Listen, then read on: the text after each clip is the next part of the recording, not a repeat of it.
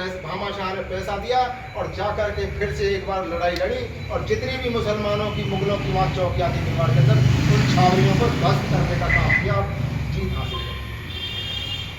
कभी भी सिर नहीं झुकाया।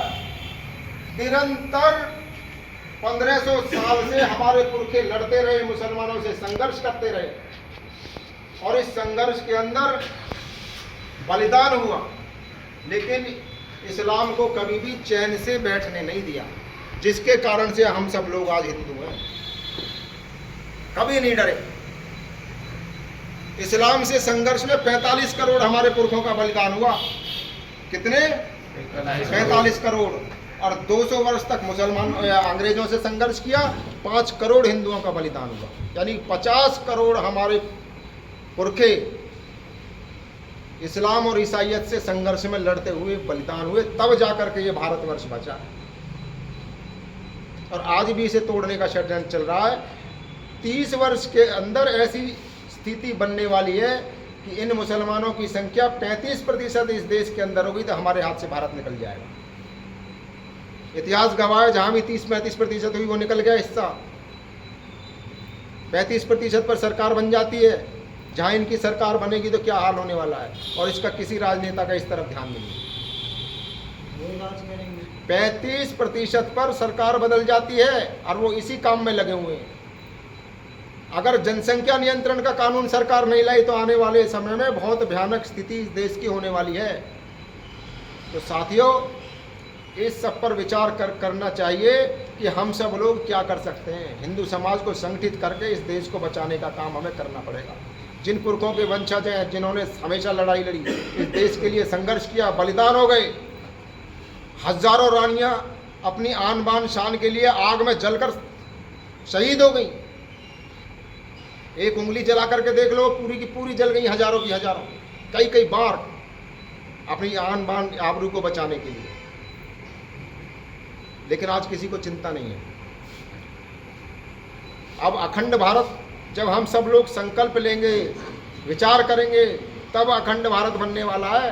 एक चर्चा सुनते हैं इजराइल की, दुनिया में सबसे मजबूत राष्ट्र आज को ये तो इजराइल है। अमेरिका को भी नहीं मानता मैं, इतना छोटा सा देश और किसी से नहीं डरता।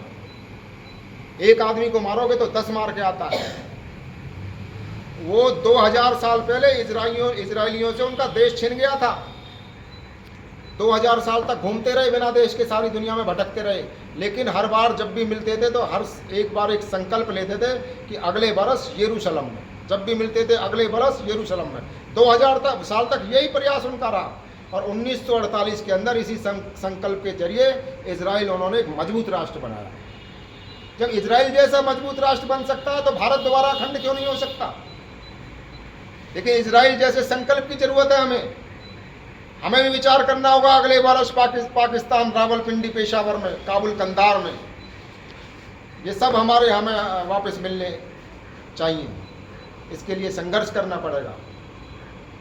और जब हमारा संकल्प होगा तो भारत एक होगा, भारत अखंड होगा। पाकिस्तान, अफगानिस्तान की बात छोड़ दो, अरबिस्तान तक भारत का झंडा लहरा है।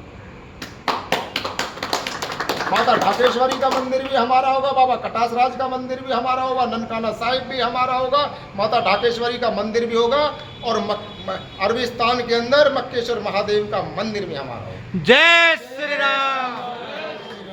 इसके लिए हमें संकल्प लेने की जरूरत है और अपने मन में विचार करके कि भाई हम हर कीमत पर भारत को अखंड बनाएंगे और सरकार पर दबाव बनाएंगे कि तुरंत जनसंख्या नियंत्रण का बिल लाए। केवल एकमात्र रास्ता है भारत को बचाने का, इन सुअरों की जनसंख्या पर रोक लगाए सरकार। सुअर पैदा नहीं होने चाहिए देश के अंदर गंदगी के लिए। इसके लिए हमारा आंदोलन भी चला, हम सब लोग ज्ञापन देने गए, आप में से काफी भाई उसके अंदर थे। सर, अब आंदोलन चलने वाला है। जहां भी चर्चा हो केवल यही हो, जनसंख्या नियंत्रण करे सरकार, रोक लगाए इनकी जनसंख्या पर।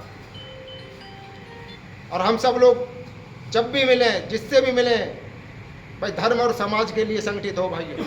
वो लोग हमारा देश तोड़ने के लिए बम बांध के फट जाते हैं और हम अपने देश को बचाने के लिए कुछ नहीं कर रहे। ये स्थिति बड़ी खतरनाक है। हम सब लोगों को आगे आना पड़ेगा। यही निवेदन करने के लिए मैं आ रहा हूँ। जय भारत, जय श्री राम। जय